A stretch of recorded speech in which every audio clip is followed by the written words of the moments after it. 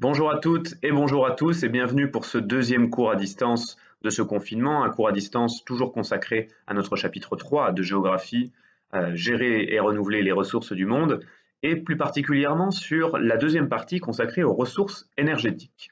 Alors on avait déjà abordé cette question des ressources énergétiques mardi, lorsqu'on a évoqué un possible futur un peu catastrophe évidemment où le monde serait en totale pénurie, en total blackout d'énergie, où on avait expliqué qu'est-ce qui peut amener euh, à cette catastrophe-là. C'était notamment lié à notre trop forte consommation d'énergie, une trop forte consommation d'énergie fossile, notamment avec des ressources qui s'épuisent, et puis un gaspillage trop important, notamment d'éclairage, de chauffage, de climatisation, en l'occurrence. Et puis, je crois qu'on avait conclu en disant que d'autres types d'énergie étaient peu utilisés, c'était les énergies renouvelables.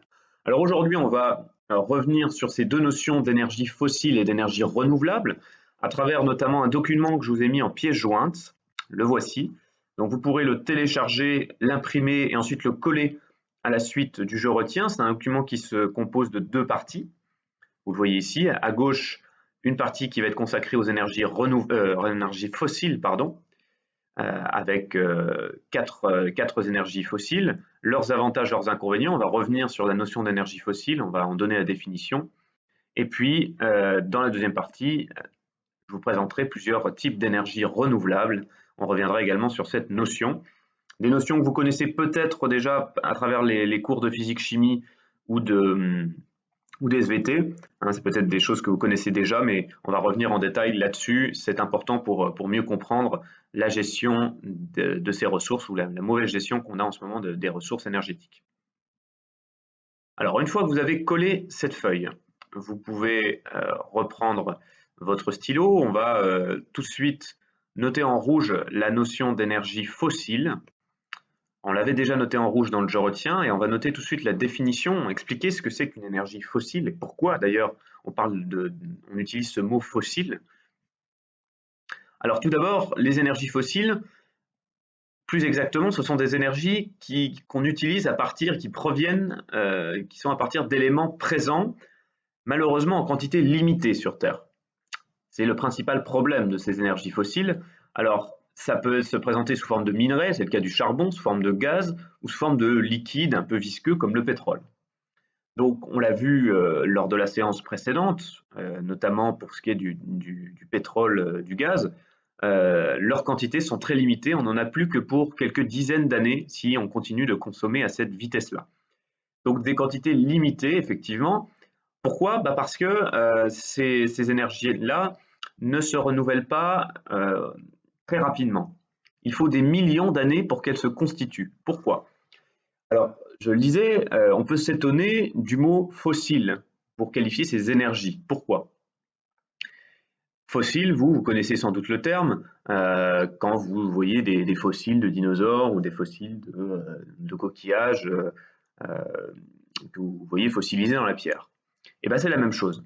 Ces énergies-là, le charbon, le gaz et le pétrole principalement, c'est le même processus de fossilisation. C'est-à-dire que lorsqu'un être vivant, alors là en l'occurrence ça peut être des plantes, ça peut être les petits êtres vivants de la mer comme le plancton, lorsqu'ils meurent, ils se décomposent. Une partie de leurs éléments naturels, leur constitution, va venir se fossiliser dans la roche. Alors c'est un processus qui prend des millions d'années, des dizaines de millions d'années. Voilà pourquoi on ne peut pas parler d'énergie renouvelable parce que elle ne se reconstitue pas automatiquement et c'est pas en quelques mois ou en quelques années, mais en quelques millions d'années. Donc c'est un processus très lent. Et effectivement, la décomposition donc je disais le plancton, mais ça peut être de végétaux, hein, d'arbres, par exemple, de plantes, après cette fossilisation, vont se transformer soit en gaz, soit en liquide comme le pétrole, soit en minerai comme le charbon, et pourront ensuite être extraits et être utilisés. Donc en fait, en quelque sorte, ça peut être étonnant à dire, mais ce que vous mettez comme carburant, par exemple, dans votre voiture, alors après raffinage, évidemment, après traitement, mais c'est issu de la décomposition d'anciens êtres vivants qui ont vécu sur Terre il y a des millions d'années. Donc vous comprenez mieux pourquoi on parle d'énergie non renouvelable, hein. Le terme devrait être plutôt utilisé comme ça plutôt que fossile.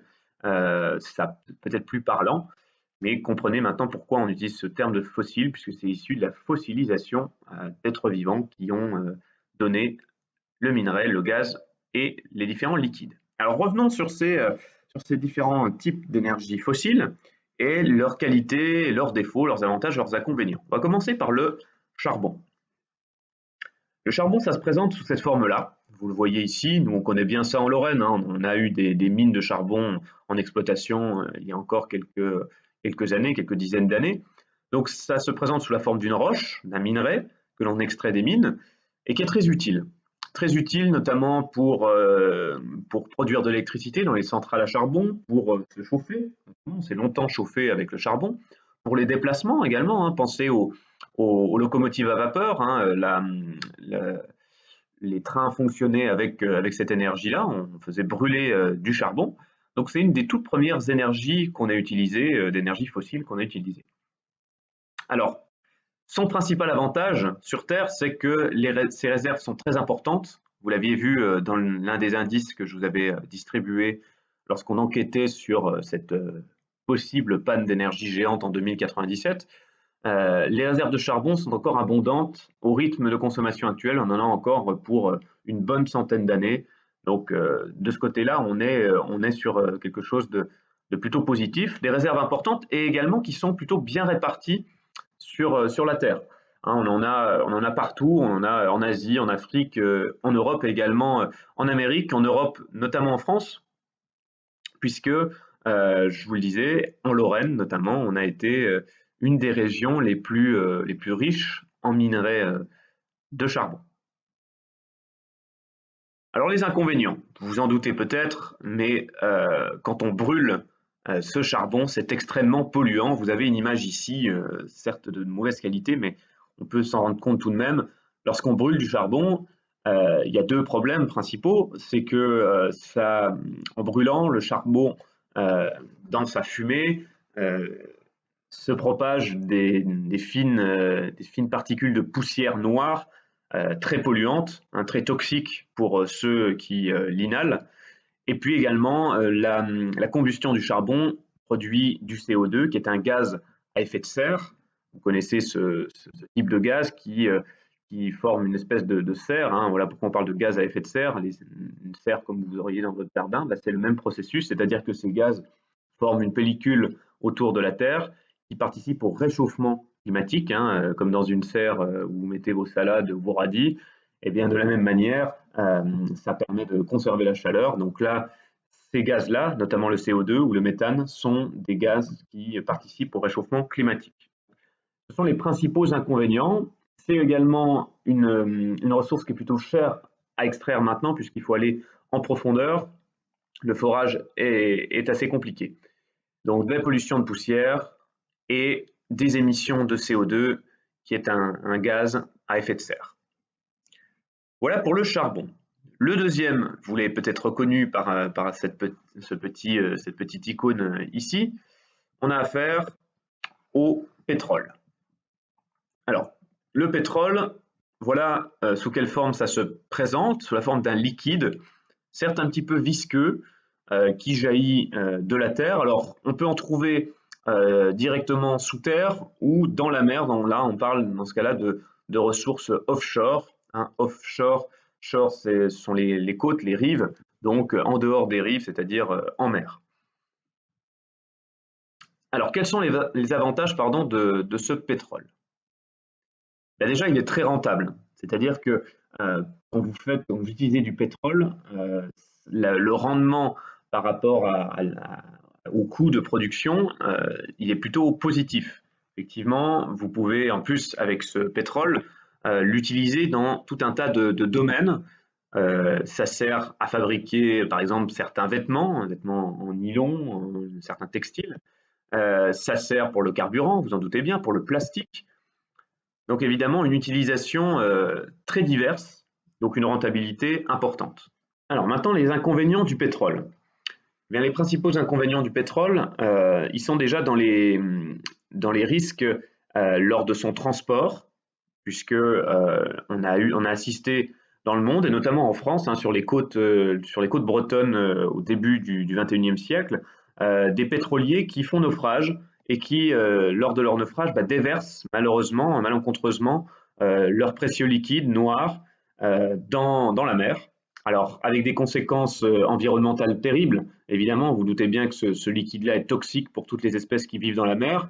Je vous montre ici cette photo de ce pélican pris dans ce liquide visqueux qui est le pétrole. Donc vous vous doutez bien des ravages que fait de tels naufrages de pétroliers sur les côtes et sur la mer lorsque ça arrive. La dernière grande marée noire a eu lieu aux États-Unis il y a une petite dizaine d'années dans le golfe du Mexique. Donc polluant, je le disais, au moment du transport, mais polluant au moment de son exploitation, de son utilisation. Pensez au carburant que vous utilisez dans votre voiture. Euh, vous respirez les gaz d'échappement, vous doutez bien que ces gaz d'échappement sont toxiques, toxiques pour toutes les espèces vivantes, toxiques également et polluantes et risquées aussi parce que ce sont des gaz à effet de serre qui sont rejetés lors de son exploitation par les transports ou par l'industrie. Donc là aussi, on a cette émission de CO2 qui s'avère être un important inconvénient pour cette énergie fossile qu'est le pétrole. Et puis, contrairement au charbon, autre inconvénient du pétrole, c'est que les réserves sont limitées. Vous vous souvenez peut-être de la carte sur les réserves d'hydrocarbures, donc le pétrole et du gaz. On avait vu que la majorité des réserves de pétrole sont surtout situées au Moyen-Orient. Donc cette inégalité de répartition des réserves crée aussi des tensions entre pays pour exploiter cette ressource. Je vous prends un exemple, au début des années 90, il y a eu une guerre entre l'Irak, qui est un pays du Moyen-Orient, et son petit voisin, le Koweït, où l'Irak cherchait notamment à prendre possession des énormes réserves pétrolières et gazières du Koweït. Donc le risque de marée noire, évidemment. Et enfin, vous pouvez noter, à l'instar du charbon, les émissions de CO2, qui est un gaz à effet de serre. Alors parlons maintenant du gaz qu'on appelle le gaz naturel. Donc là aussi, c'est une énergie fossile, c'est une énergie qui se capte dans la Terre et qui est liée à la décomposition des êtres vivants il y a des millions d'années. Alors, principal avantage de ce gaz, c'est qu'il est facile à exploiter. Vous n'avez quasiment pas de transformation à faire. Une fois que vous l'avez capté, vous pouvez quasiment l'amener directement à l'utilisateur. Ce n'est pas le cas du pétrole. Le pétrole, vous voyez bien que ce que vous mettez dans votre voiture, l'essence, elle a été raffinée, elle est presque transparente, alors que vous le voyez encore sur cette photographie avec ce pélican, le pétrole presque brut, il est noir, il est visqueux. Donc, contrairement au pétrole, le gaz naturel est quasiment exploitable dès son captage. Autre avantage, il est peu polluant. Il émet beaucoup moins de gaz à effet de serre et il est peu polluant, notamment par rapport au charbon. En revanche, l'inconvénient principal du gaz, c'est qu'il peut être explosif.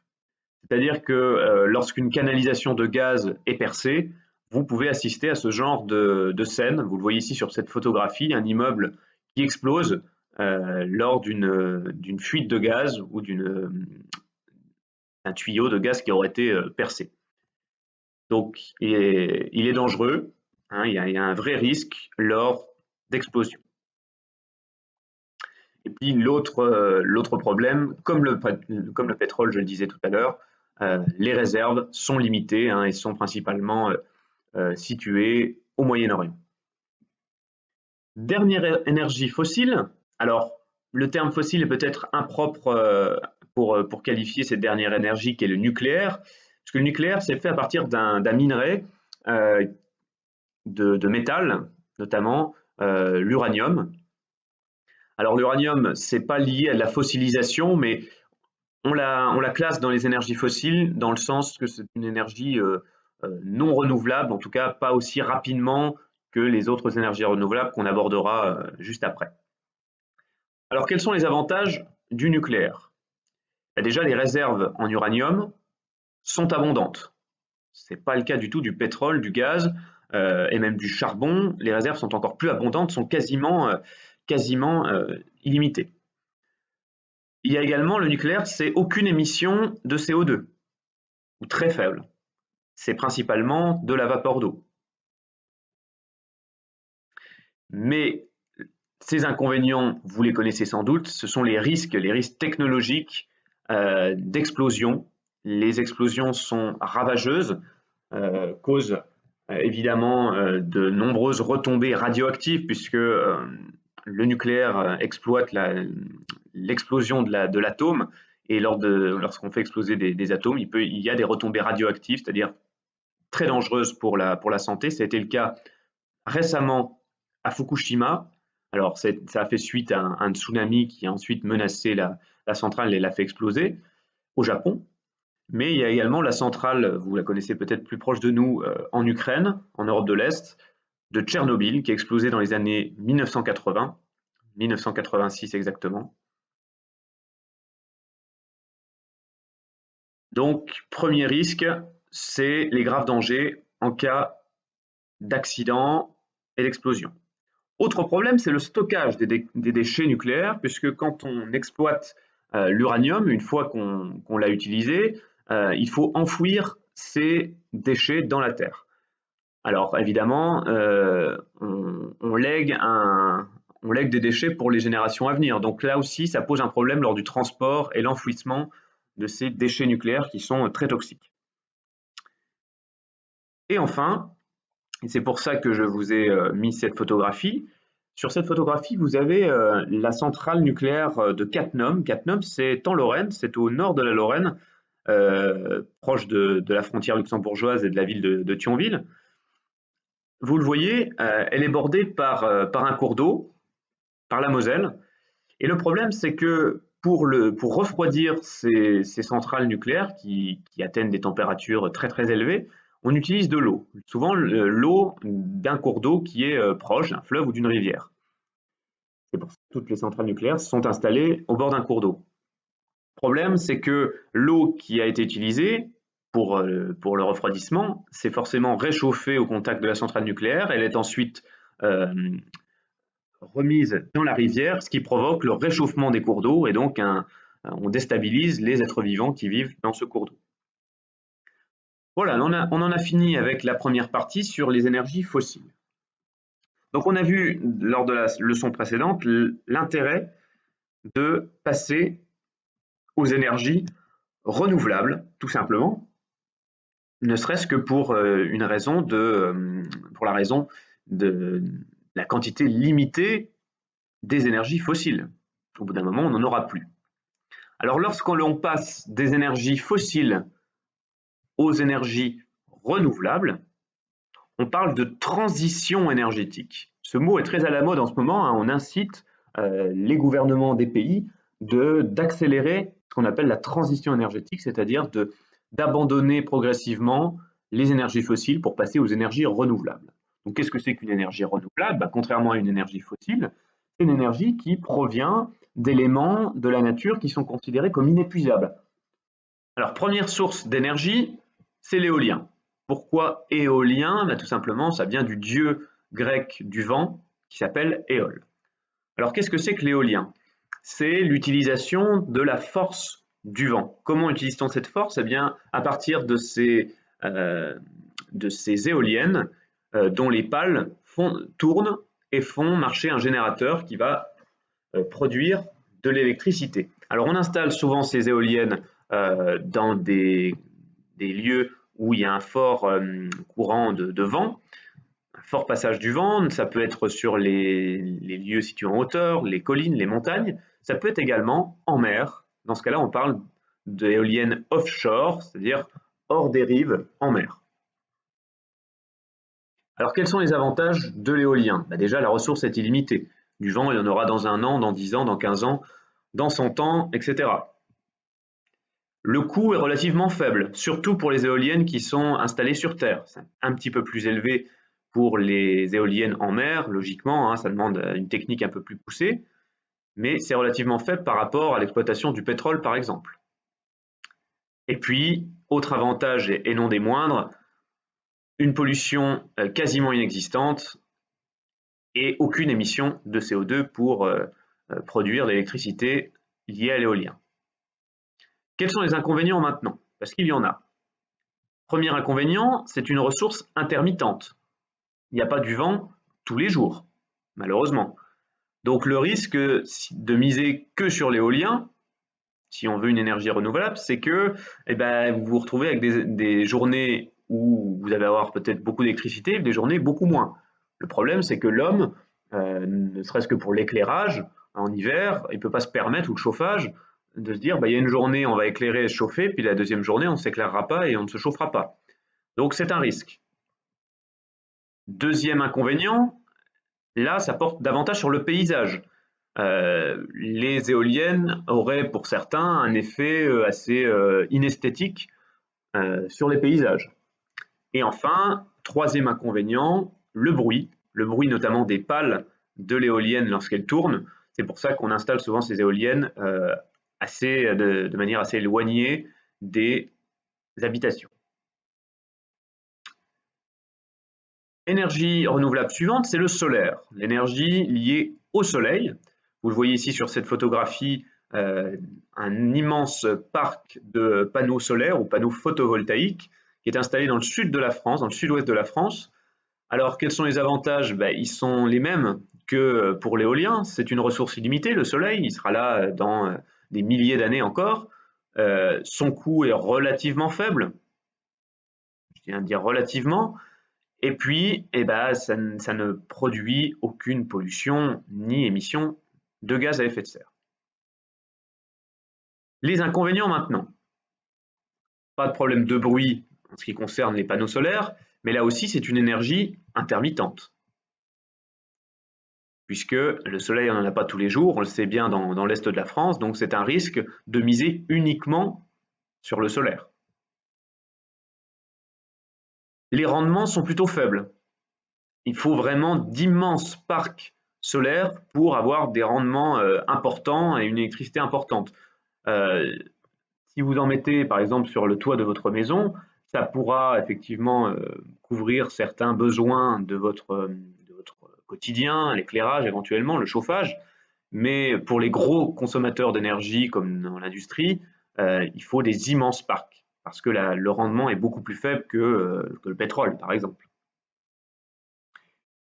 Et puis, encore une fois, d'autres vont pointer du doigt l'occupation dans le paysage. Vous voyez qu'ici, on était au milieu de la forêt des Landes, hein, dans le sud-ouest, et on a rasé la forêt pour y construire cet immense parc. Et c'est vrai que ce n'est pas d'un esthétique raffiné, donc certains pointent du doigt cet inconvénient-là. Alors, nouvelle énergie renouvelable, c'est l'hydraulique. Qu'est-ce que c'est que l'hydraulique? C'est l'utilisation de la force de l'eau. Alors la force de l'eau notamment grâce à des barrages. Vous voyez ici un barrage hydroélectrique. En fait, l'eau est retenue, hein, il y a une retenue d'eau, un lac artificiel, et l'eau pousse sur ce barrage, on la fait passer en dessous, et elle génère par sa force, elle fait marcher encore une fois un générateur qui va générer de l'électricité. Donc l'avantage, encore une fois, aucune pollution ni émission de CO2. Là aussi, hein, on n'a pas de gaz qui s'échappe. L'autre avantage, c'est que contrairement au solaire et à l'éolien, on peut moduler en fonction des besoins, c'est-à-dire que si on a un besoin, par exemple en hiver, on a besoin de beaucoup d'électricité pour le chauffage, eh bien on peut faire passer plus d'eau et donc actionner de manière plus intense le générateur pour produire plus d'électricité. Donc on peut moduler en fonction de la demande. Ça, c'est un avantage important. Alors voilà, je vous montre à quoi ça peut ressembler. Vous avez ici l'eau qui est retenue à gauche, elle passe dans le barrage et elle actionne un générateur qui, grâce à un transformateur, va transformer cette force de l'eau en électricité et cette électricité va rejoindre ensuite les différents secteurs qui en ont besoin. et l'eau est ensuite rejetée dans le bief aval, donc c'est-à-dire elle continue le cours classique de la rivière. Alors quels sont les inconvénients de cette énergie? Là, c'est les impacts sur les écosystèmes. Pourquoi? Parce que pour construire des barrages comme ça, évidemment ce n'est pas naturel, on a dû détourner des fleuves et faire des immenses retenues d'eau, donc on a bouleversé certains écosystèmes, donc la faune et la flore qui étaient présentes dans ce lieu. Ça arrive même qu'on déplace des populations, donc ça a un impact sur les paysages, mais également sur les populations. Je prends l'exemple de la Chine, le fameux barrage des Trois Gorges, on a dû déplacer des villages entiers, donc c'est pas rare de retrouver sous ces lacs artificiels des anciens villages, donc avec des rues, des maisons qui se retrouvent sous l'eau. Donc on doit reconstruire et déplacer des centaines, voire des milliers de personnes. Donc ça, c'est quand même un gros inconvénient. Alors avant-dernière énergie renouvelable que l'on va évoquer, c'est la géothermie.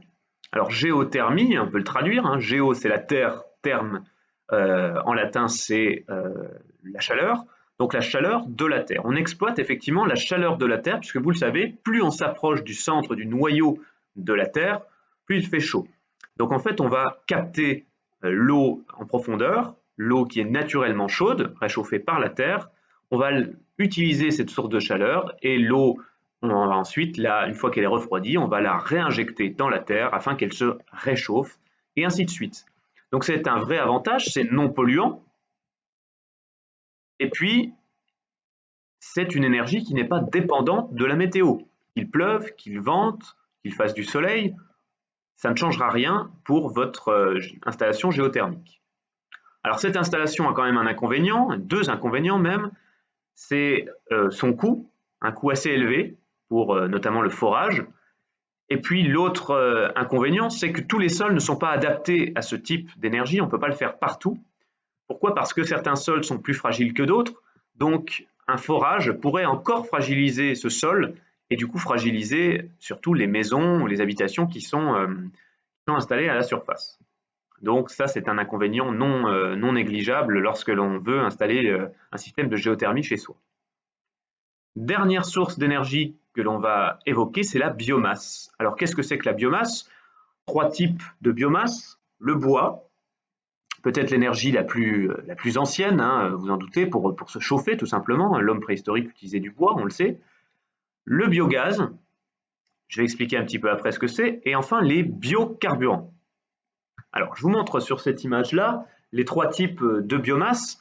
C'est tout simplement l'utilisation des éléments de la nature, animaux ou végétaux.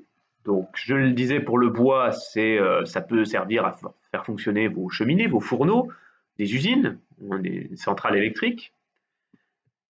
Vous connaissez également le tournesol, le colza, le maïs, qui habituellement servent à faire des huiles, en tout cas à l'alimentation humaine. Et bien là, on détourne cette utilisation pour en faire du carburant, du biocarburant qui est destiné à remplacer le pétrole. Et enfin, on produit également du gaz par les excréments des animaux ou la décomposition des végétaux qui produisent un gaz qu'on va utiliser ensuite comme combustible ou comme générateur d'électricité. Donc les principaux avantages, c'est que la ressource là, elle est quasi illimitée. Un arbre, ça se renouvelle en quelques années, quelques dizaines d'années, donc ça ne se compte pas en millions d'années comme la formation du pétrole, du gaz naturel, hein, ces énergies fossiles. Ça, c'est un avantage non négligeable. Autre avantage, c'est que son coût est faible. Couper des arbres ou cultiver du maïs ou du colza, c'est pas extrêmement cher. En revanche, il y a des émissions de CO2, alors moins que le pétrole pour ce qui est des biocarburants, évidemment, mais en revanche, lorsque vous brûlez du bois, il y a des dégagements de CO2, donc on ne peut pas négliger cet inconvénient-là lorsqu'on utilise du bois, notamment dans les centrales électriques au bois. Le rendement est relativement faible, c'est-à-dire que la production d'énergie est moins importante que ne serait-ce que pour l'hydraulique, par exemple, ou le pétrole. Ça utilise beaucoup de terre, forcément, hein, le bois couvre une surface importante, le maïs, le colza ou le tournesol également. Et parfois, on pointe du doigt cette utilisation de terre qui se fait au détriment de l'alimentation. Évidemment, si vous utilisez un hectare de maïs pour faire des biocarburants, cet hectare de maïs ne pourra pas servir à nourrir la population. Donc on pointe du doigt également ce problème-là. Voilà, on en a fini. C'était un petit peu plus long que la vidéo précédente. On en a fini avec ces ressources énergétiques. Je vous souhaite du coup de bonnes vacances, 2 bonnes semaines de vacances. Et on se retrouve à la rentrée pour évoquer le dernier type de ressources à mieux gérer après l'eau et les ressources énergétiques. Il s'agira de l'alimentation. Bonnes vacances à tous et à dans 2 semaines.